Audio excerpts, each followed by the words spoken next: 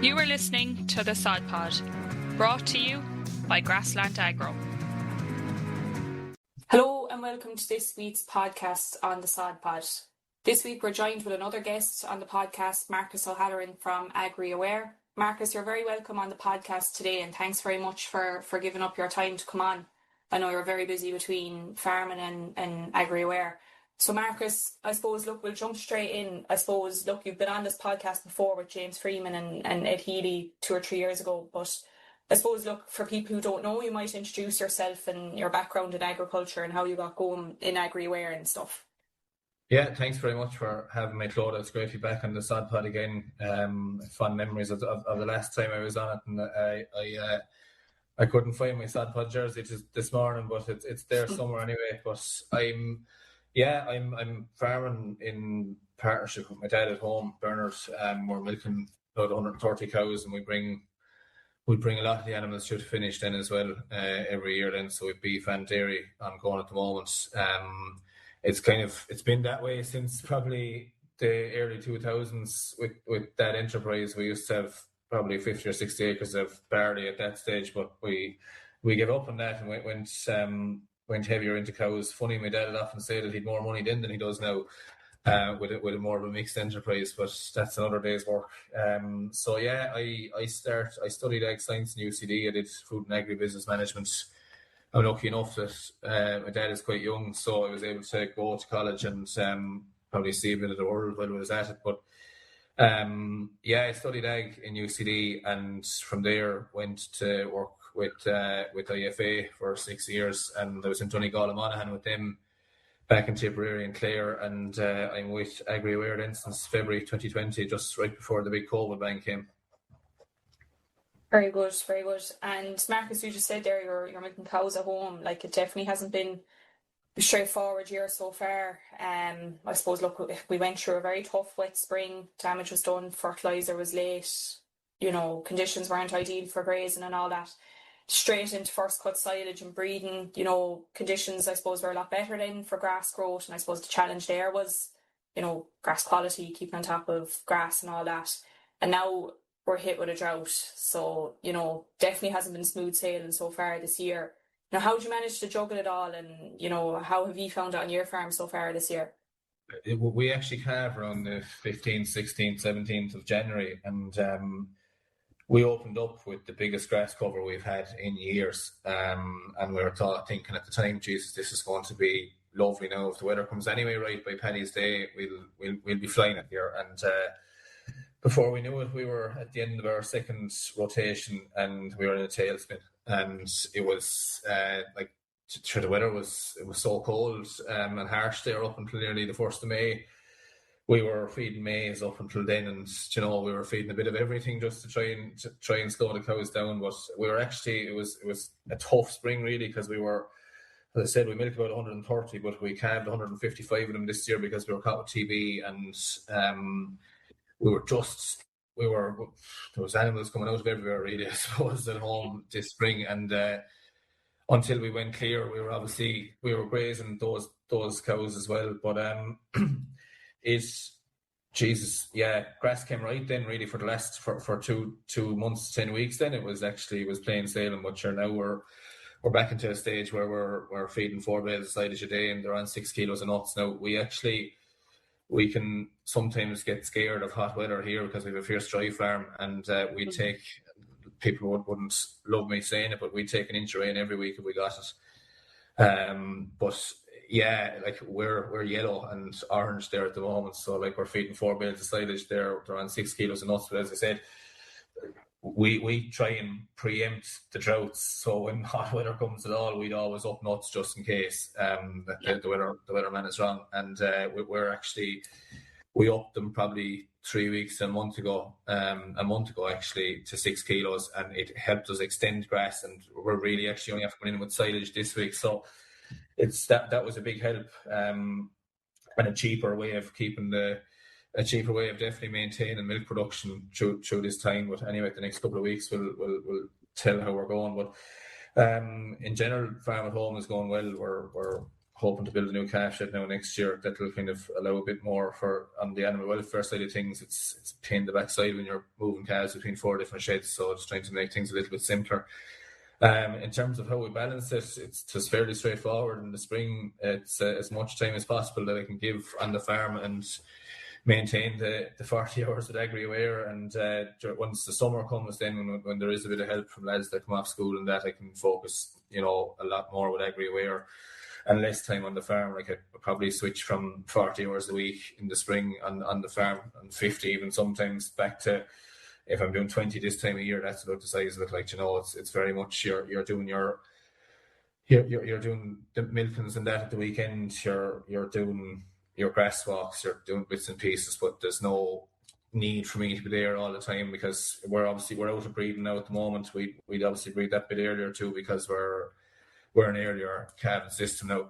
I don't know how long that's going to last for either, because the way grass has gone in the last couple of springs now, it looks like the cat's out of the bag, I think, at home anyway, that you're better off calving on the 1st of February as opposed to those 2 weeks, just in terms of maintaining that grass cover throughout the spring. And had we an extra 2 weeks of that level of grass, we wouldn't have been as bad with the amount of maize we could feed in that, maybe when the weather was still harsh. But it's busy. It's Jesus, if there's never a dull day. Like, I'm chairman of the GA club home here as well, and there's bits and pieces involved in that, and involved in the local hall committee and the gym there and that. And there's never something not to do. Like, I'm married to Josie there, and we've 2 small kids as well, so we're just hell for leather going around the place. But like, it's doable. You could do it an extra pair of hands some days, all right. But like, I'm lucky that my wife is fairly understanding, so she is that we've a lot going on, and it's just the stage of life that we're at the moment. But yeah, like, it's Agri Aware are very good in the sense that, we're all, the majority of us are farmers, and we make Agri Aware work around our lives too. So, it's naturally happened with being in there for the last 6 or 7 years. Like, everyone that works with us understands that you might ring me at 4:00 in February, March or April, and you could hear a milking parlour ticking away in the background, but you could get an email from me at 10:00 at night. And, that's the way everything has to work around each other for us in Agri Aware. And, the whole team kind of works that way. And you work when you can, when it suits you, really, and just make sure the job is done. That's the most important thing. Yeah, you have to be flexible, like. And just out of interest, geez, like, I think I underestimated you when I said you were a busy man. I didn't realise you were that busy now. But I suppose, like, do you find it hard to get labour on farm, or what way is it up around you? Yeah, it's like, we're in a parish where there's probably about 1,500 people and 6,000 cows. It's the average herd size around us is probably 160 cows, and it's a lot of labour has come from Nepal in the last while around here, and it seems to have been the way, and it looks like that's the way it's going to continue. There's not the world of people putting their hands up outside of young lads that are maybe doing the leaving cert and that, to actually come and work for you. And because there's so many dairy farms around the place, anyone that's there has, they're either taken, or you don't hear about them until they're working somewhere nearly. It's definitely a struggle. Like, and that's the biggest struggle that I've definitely had in the last couple of years in Agri Aware, is that the springs in particular, like, you don't leave anybody go in and calf a cow for you. You don't leave anybody. You don't trust everybody with making sure the calves are fed right either. Like, we're lucky that we've had a couple of reliable people now, all right. But we've had a man with us there for a long time, a good family friend, and he's just been busy with his own few bits in the last while. So, like, we would have missed him now during the spring when things were tight. But, like, yeah, we probably went through 10 weeks there without anybody at all at home, just the 2 of us, and it was welcome to see the leaving cert was over now. Yeah, it definitely is a huge problem, like, down here as well. Like, it is becoming more popular, farmers getting guys in from Nepal, and they're very, very good. Like, they're great cowmen, to be fair. But I suppose it is hard to get anyone agri related on farm at that time of year. Like you can call it, if you're working in industry. Like, I work on farms now outside of grass and agro, but so everyone's busy at that time of the year, whether you're in advisory like for ourselves doing nutrient management plans. It's just a really busy time for agriculture in general. Like, but I suppose, look, Marcus, just in terms of Agri Aware, for listeners, I suppose, who don't know what who Agri Aware are, can you tell us a little bit about what you do? I suppose the initiatives you run, and why is it important for farmers?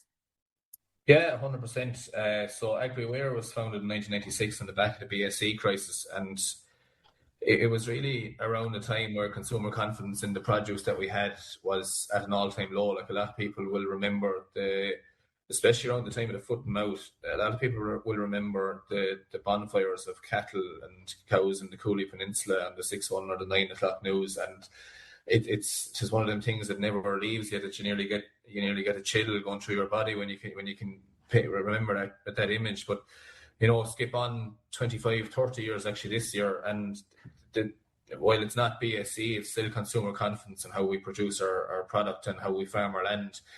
You only have to look back towards COVID, and there was a big rise in the veganism campaigns around, and nothing wrong with anybody that's a vegan. If you want to eat plant-based diet, fair play to you.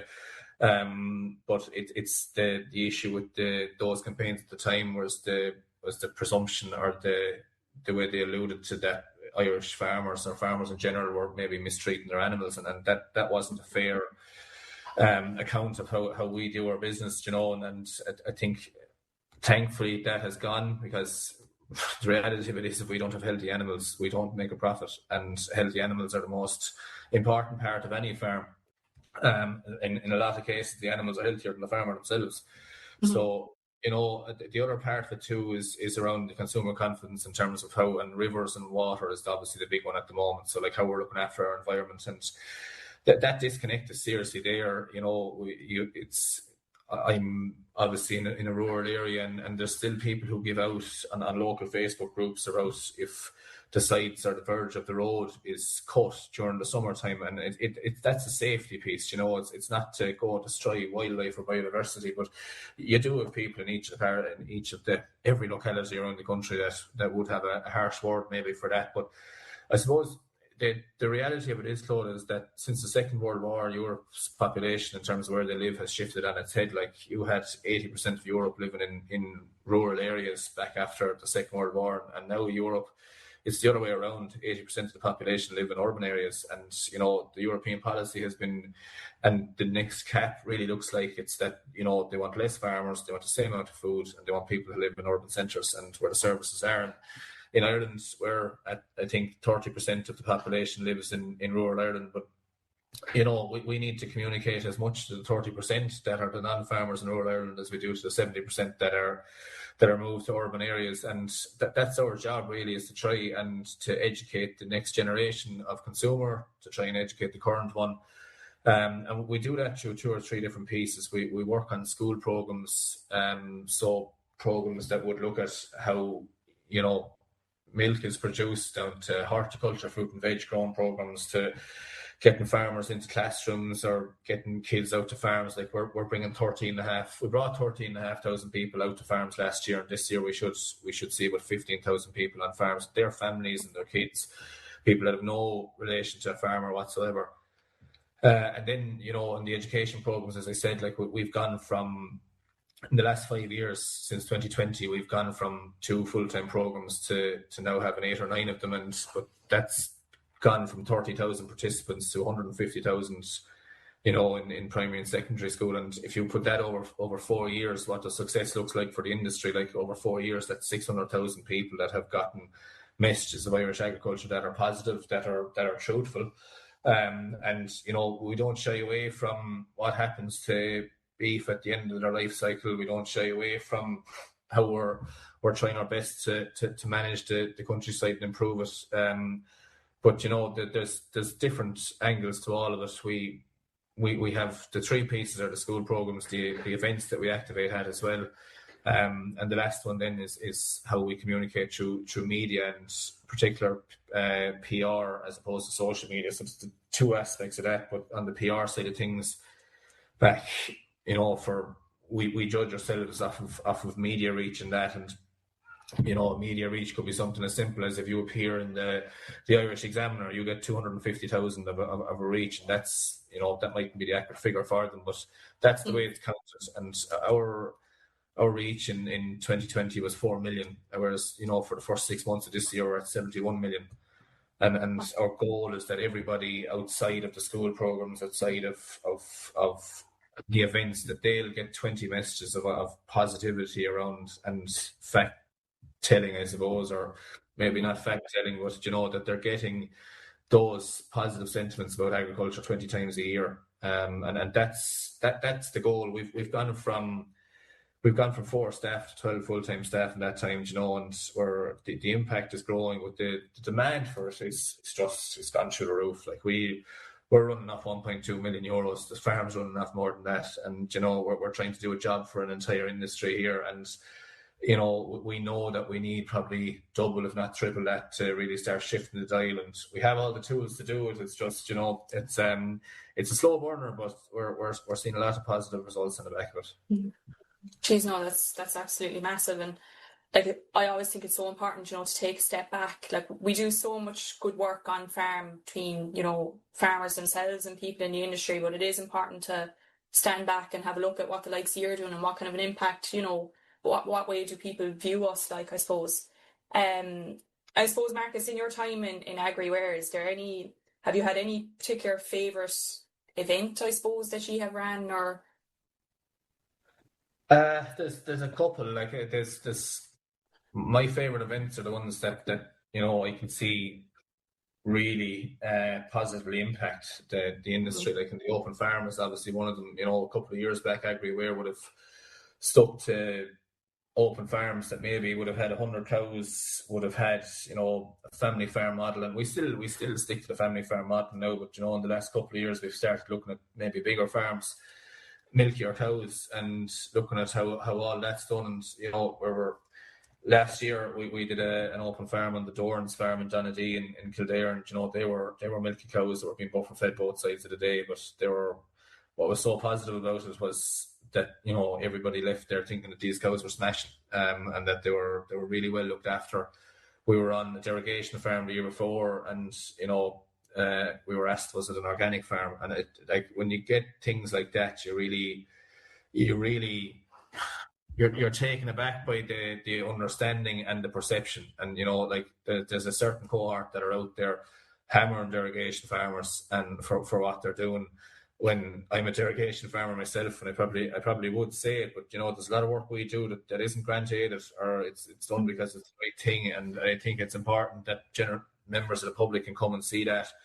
But Bloom in the Phoenix Park is always is a huge one. Like, it's one of the most important events in the agricultural calendar that's not known, and it's because we can get that chance to connect with 100 to 120,000 people, like members of the public, that are fully our target audience. If we activated at the Plough in the way we activated at Bloom, you'd nearly be laughed at, because we all know that. Like, why are you showing us how to shear a sheep, or why are you showing us how to milk a cow, or whatever? But it's the conversations around why we shear the sheep. It's the conversations around how much water a cow would drink in a day, and how much grass the cow would eat. What happens, the whole process from the time of the farmer putting the gloves on to the time the milk is filtered and back and it's gone through the processing plant. And they're genuinely snippets of information that the public aren't aware of, that they see the farmer, they see it in the shop, they see the factory, that's it. The rest of the process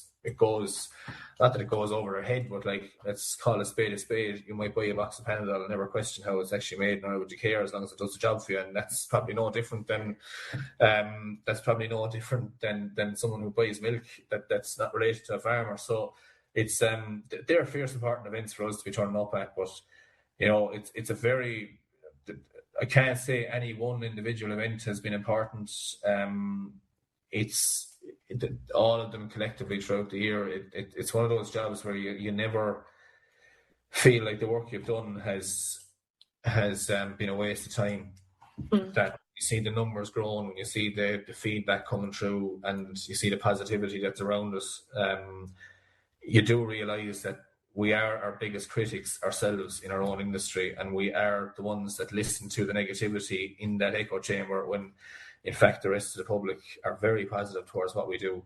Now, the majority, there is the people still that give out and think about silage shredders wrecking the roads during the summer and hot weather and that. For sure, look, they'll always be there, and you'll never convert them, so I'm not too bothered about them either. Yeah, fair enough.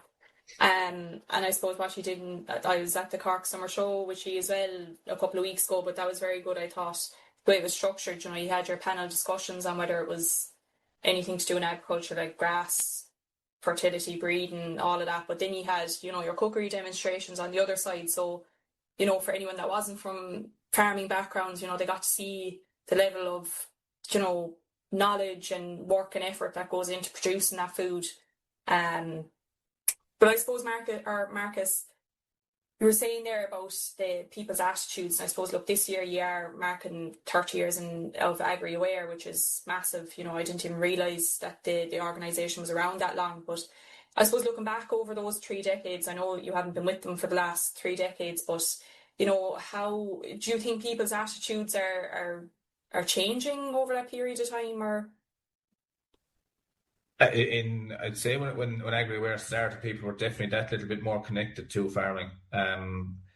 Like the urban centres have grown massively in that time, and there's definitely a disconnect. Like I think we're 2 generations removed. I'd say we're borderline into the 3rd generation removed now at the moment. Like in the UK, I think there's 7 generations removed from farms. I would have said that a very tough time for agriculture was around COVID, where the veganism thing was seriously on the rise. There was massive eyes on animal welfare. It's obviously shifted towards the environmental piece, but I think consumers they're coming back a little bit more towards us again. Like you see the influencers that are there promoting natural whole foods over ultra processed, and like depending on where you look, there's people out there that will attribute a lot of ailments and that to ultra processed foods on a long term diet. And what we can be extremely proud of is, there's very few ingredients after grass going into our animals' diets. Yeah, we have nuts and we have whatever else that goes into that, but does an animal ever see any more than 10 bits of an ingredient in their whole life? And we should be extremely proud of that. I think people are, I suppose, the awareness of protein, the need for protein, the benefit of animal protein in particular in the diet. People are that bit more, I think, in tune with what we're at the moment. Now, different surveys will tell you that there's a positive sentiment towards farmers. There's other ones will tell you that people don't understand that, there's a difference between farming and the agri-food sector, or that they would differentiate between the two that are out there. But I think as a whole that we're in a good spot. I think the biggest thing that we need to do is continue to get to that age of influence, which is the 5 to 18-year-olds. I do believe when you go over 18, that from the time you hit 18 and you see through college and you're in your 20s and you're going on your holidays and you may be looking at your mortgage for your house and you're looking at settling down and whatever else, some stage between 20 and 35. I think you're not a passerby, but you'll dip your toe in and out of it when you want to. But you're living life probably at too fast of a pace, really, to be taking notice of absolutely everything that's going on in the world. But there's a huge. It's extremely important that we have impacted those 5 to 18-year-olds in the best possible way about their food choices, about their understanding of farming and the role that the farmer plays. And I think my long-term piece is going to be at home on the farm, and I do believe every day that we've spent in Agri Aware will have positively impacted that for years to come. But the industry needs to support it more, Clodagh. The industry needs to.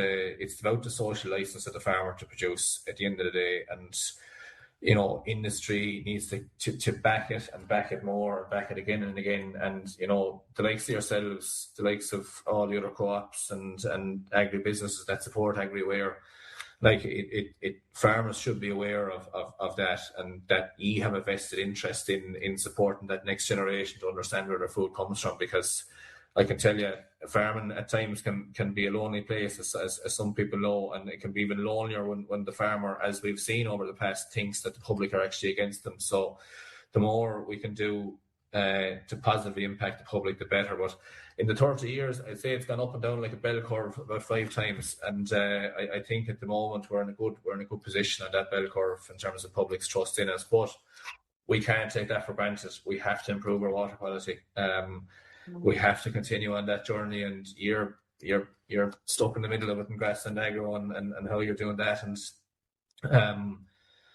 there's obviously a huge focus on that at the moment with the Farming for Water EIP and that, and like we can't get them results fast enough, really, and that's the trouble with it. But I think you will. I think we're bringing the public with us in the right way, and so long as we can keep doing our bit, I even saw a stat there recently.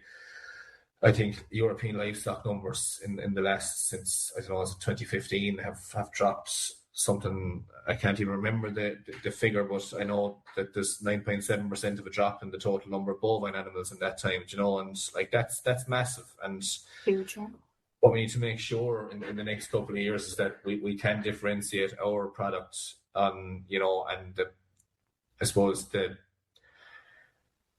strict systems that we've gone through to produce that food versus those that maybe from the southern hemisphere haven't. And it's every chance we get to speak about our own produce is a good one. Yeah, 100%. And I suppose lastly, Marcus, before we finish up, I suppose looking ahead, is there anything new or exciting coming down the tracks with Agri Aware that listeners should keep an eye out for? We're actually so Agri Aware is funded by the industry. So like there's 70 different companies that are funding Agri Aware, and we're a charity, and we've never taken a leap of faith and looked for as any other charity would for donations from the public or anything like that. So we'll be launching a donation piece there at the back end of the year, where Clodagh or Marcus can decide if they want to give €1 a month, if they want to give a tenner once off, or they want to give a tenner every month, or whatever it may be in between. And that can be for different businesses like that may not be able to contribute a massive amount, but want to do something at the same time. So we'll be launching that at the Plough, and we have a big partnership now coming up with the Plough, and we're looking forward to. I think the deal is to be signed today, but if I say anything before, I'll be shot by our own crew. So. But no, there's that. There's where with the Plough, we've an open farm coming up there at the end of August on a 350 cow farm in Meath actually this year. So we've gone a long way from the 100 cow model now. In the last number of years, but yeah, that's going to be a big event for us. It's going to be happening over 2 days. The goal there is that we can get anything from 2,000 to 5,000 members of the public onto a working dairy farm and let them see the crack and see what's happening. But again, that trust building piece, that's what really all about. But yeah, there's 1 or 2 more bits in the pipeline. We're 30 years this year. If we don't have a spud for that at some stage, I'm sure there'll be some people giving out. So. We need to do something on that too, but it's literally do what we're doing and do it better, Clodagh, really, and continue to try and do it better, grow the team, and looking at every single area possible where we can achieve growth now in terms of staff numbers and impact. And there's 5 or 6 conversations in the air at the moment, as there always is, but we're closer to some of them now than we've ever been. So we're really just hoping to get a bigger spread, grow the numbers, grow the impact, get more companies on board, and keep doing it better. Brilliant. Thanks for that, Marcus, and thanks again for coming on. I thought that was a very interesting podcast. It's a little bit different, I suppose, to what we generally cover on the Grassland Agro podcast, but as I was saying earlier, it is important to take the step back and see how we are being viewed by consumers and all that, and the work that you're doing towards that is incredible, so fair play to you on that. So look, thanks again for coming on, and look, we'll be back again in 2 weeks' time with another podcast. Thanks very much, Clodagh.